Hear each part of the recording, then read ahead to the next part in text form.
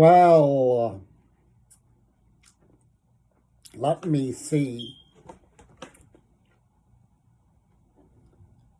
I knew, and it's probably buried somewhere in my talks, that when I started going to protests of concern for the Gaza genocide, moved more than anything else to protect the children of Gaza, but also because I am well known to have prior experience with the ruthlessness and relentlessness of the criminally insane, both in Israel and the power structure of this Israeli support system in the United States, but also among the Rolling Stones, whose cheerleader actually hired a venomous and hypocritical Zionist warrior named Amanda Harcourt from the Broadway musical Hair to attack me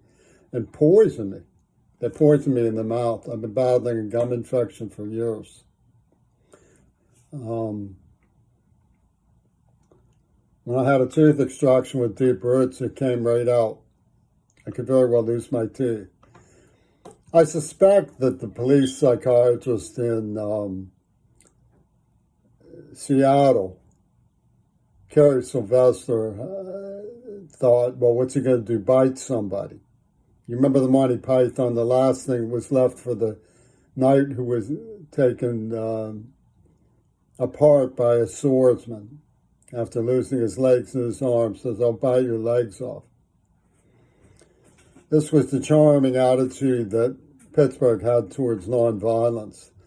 I believe probably it was a crime that was in the minds of people who didn't realize that Reagan was concocting something with the Beatles and still choose to disbelieve that fact despite all of the evidence that I've presented and found.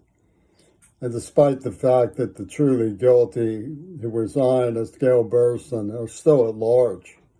And I've been tortured and they've been let free.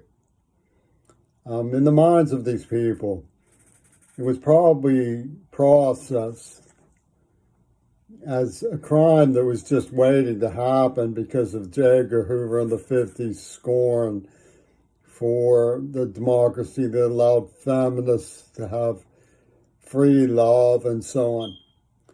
So in their way of thinking, somehow the pacifist sleeping around was discredit to white people, and so you tell the black man to make fun of him, and it's a crime waiting to happen. In other words, you can improv on that thing better than I can. I just give you the idea, and you can run with the ball. But the point is that I knew when I started going to Gaza protests, although people were definitely going for Gaza protests, that there were two obstacles. One were the adult Palestinians who knew about, were advised, and chose to remain silent about Gail Burstyn. The word that haunts that scenario, like the Phantom of the Opera, is comeuppance. And I don't want to say that about them. They're confused. The Beatles' trickery is a pretty serious whodunit from Access Hollywood. Another reason was that sooner or later, and the time is now, sooner or later,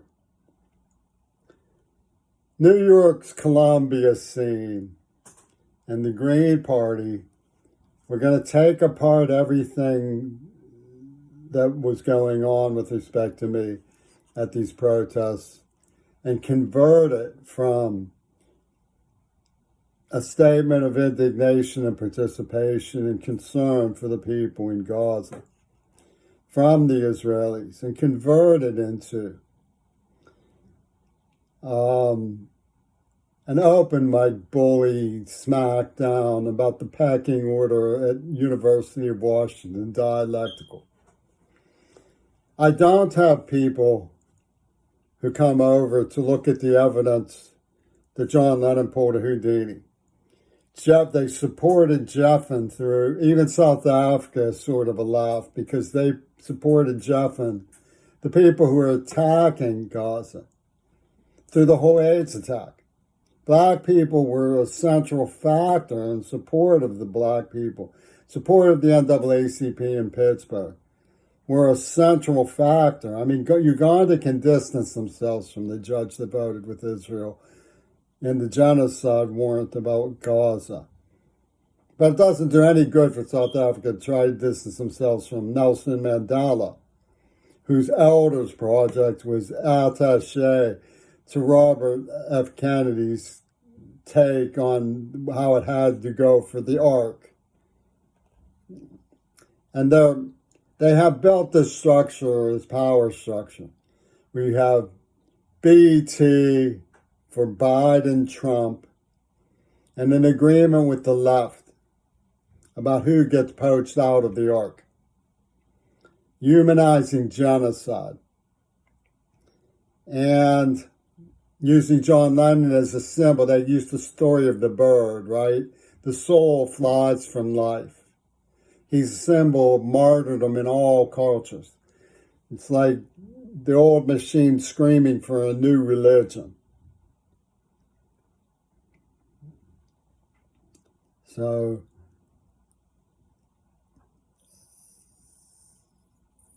they've built this power structure with BT from Biden and Trump, and everybody's baking lettuce and tomatoes. Where's the L? Like Lenin's Houdini. And you have Robert F. Kennedy, who built the vampire war machine's final call in support of Israeli genocide. So you can't get out. It's like an artificial intelligence war game from outer space. Escape genocide, but first you must find a leader. Take us to your leader. Well, this one says support Israel. That one says support Israel. What does the third party do? He says support Israel. So you have a choice. You can either support Israel, support Israel, or support Israel. That's your choice. And what amounts to, it's sort of tragic in its funny way. It's what the University of Washington is pulling with the help of Seattle's protest movement with regard to me is they want me to support Israel like they do by protesting Gaza. And this is the joke. UW supports Israel by protesting Gaza. Isn't that neat? And the way they sell this contraption comes down to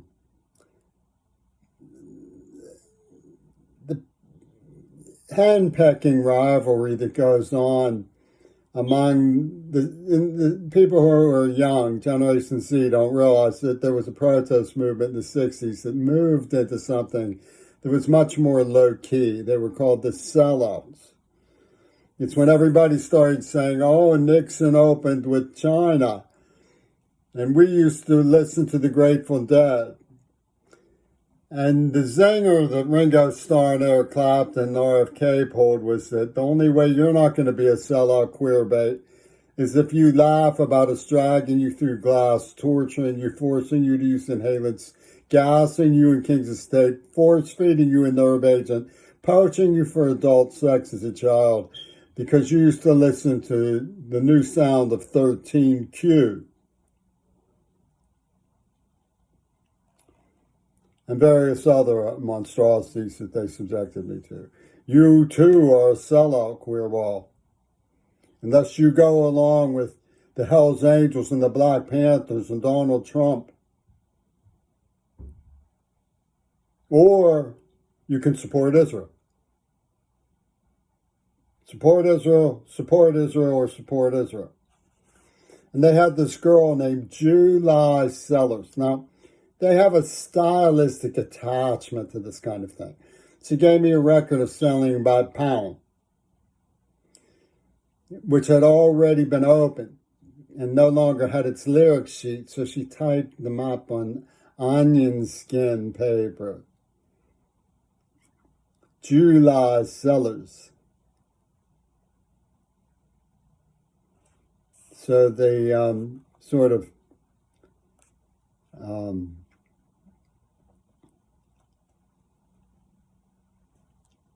toxified campus by selling the idea that they could just hire sex to bang on me. Because they have this deaf guy who they torture, and it was icky for them to know that the Jews who they were banging the drum for, the victims, were giving him a nerve agent. That was icky. They tortured him and wanted to hold him from brain surgery. They used the lyric neurosurgeon scream for more. And so they said he's paranoid, right? So UWC, the protest movement, announces that, oh, you think Jews are going to unleash a genocide on Gaza? You're paranoid. So these paranoid people from South Africa and these paranoid people at The Hague in the Netherlands, the International Court of Justice, have unleashed from their paranoid schizophrenia torrential Bibles, blood Bibles, against the good people, the chosen ones. And you're going to protest Gaza to show you support them, because otherwise you're a paranoid schizophrenic. And this is their mindset. They have this red carved in stone. They literally, the people who support Palestine, carved in stone. I don't care if Mick Jagger went to Tel Aviv. We love Yoko Ono more. Ringo, yeah. Ringo, yeah. And this is the truth of it. The script was written by their agency. So they're just poaching and genociding. And, you get Mick Wallace, this Irish guy, he's a laugh. He goes, how long will it take before the EU and America put their foot down? Well, Mick, how long would it take Adolf Hitler to say put a stop to what you're doing in Gaza? I mean, a long time. It's going to be a long time before Joe Biden cleans up his act. A long time. So what they said was I was a terrorist. Because when a kid came after me with scissors after my mother was humiliated, I gave him a foul lip. And they came up with the line, I didn't think you had it in you. And this went through the chain gang of spinner beanies. Ooh, you should see those beanies spin when they contemplate that Fluxus phrase. I didn't think you had it in you. So, what we're looking at in UW is a bloodthirsty wolf pack. They want to pick a fight with me in Bellevue tomorrow at the Gandhi statue to see if I'm really Rachel Corrie or not. Am I worthy of being ordained by mouth poisoners who lured me here under the auspices of protection from abuse? Ain't that something? I mean, I could go on with this stuff. They had, Suzuki, that evil Japanese person, lampooning me as a burned alive psychedelic warrior. While Barry comes up from the federal building. Barry comes up and nearly breaks my glasses, wings me with a basketball in my face. And they say that Shannon Harps had to be Ripper murdered to prove the glorious claim to a penny by which they've blacked out the entire narrative from all media. They've shot all the journalists. They murdered Donnie Chin. They've given us three choices. We can support Israel, we can support Israel, we can support Israel. And if Shannon Harp's parents are real lucky, they'll get a rock star's autograph. Won't that be neat? Won't that make you happy? You can go to Seven Hills and show your friends that you have Paul McCartney's autograph. Won't that be neat? Yeah, that'll be neat. So this is what they are doing. And they have these gestures. They go like this. They snap their head at me. The Japanese girls always do that, off with his head. Japanese girl, off with his head. He doesn't have a black belt in feminist anymore because he looks at pretty girls with big boobs. That's toxic. That's toxic beauty standards. Off with his head. They have, they do this to me. Down in the library, they walk by me with their heads in the lynch position, you know? And often these are conspicuously British types. I don't know, David Cohen used to go, "Oh, you hit me." He'd slap his hands, and it was his favorite trick. So, this bloodthirsty wolf pack has games they like to play with big military scenes. Like there was a big fire in Liverpool, you know. And the Swami Nosa is going to say, "Oh, you made it rain in Gaza, you paranoid schizophrenic. What did you do to Liverpool?" Well, let me explain what I did to Liverpool. I elaborated on the fact that their hostile psychopath, John Lennon, pulled a Houdini, and that they were, during the war between the states, the headquarters for the Secret Service of the Confederacy.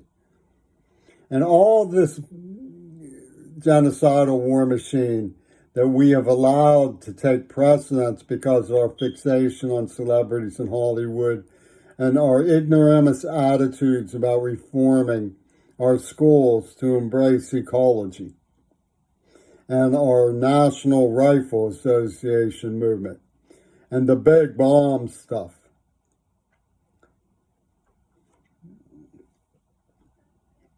It's changed a few things. We now have this psychopathic Muslim movement of our very own called Two Virgins Pussy Ball. I'll act out what they did to them. Okay, I have Parkinson's, so I wanted to get the seat closest to the driver so I didn't have to walk around on the bus because I was sort of aching. And a black man came and he taps the seat with his finger because he says he wants that red dot seat.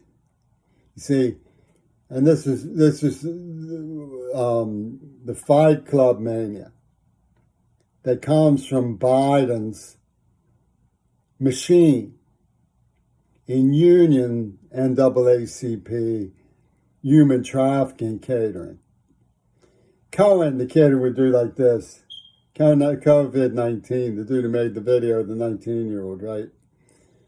Used to say you can take Salem out of the country, but you can't take the country out of Salem. That's what he used to say.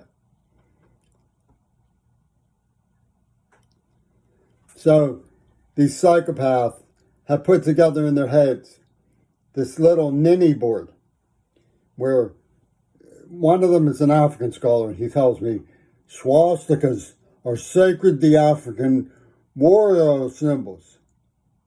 And he anoints the most parochial white power who give him grants for his research.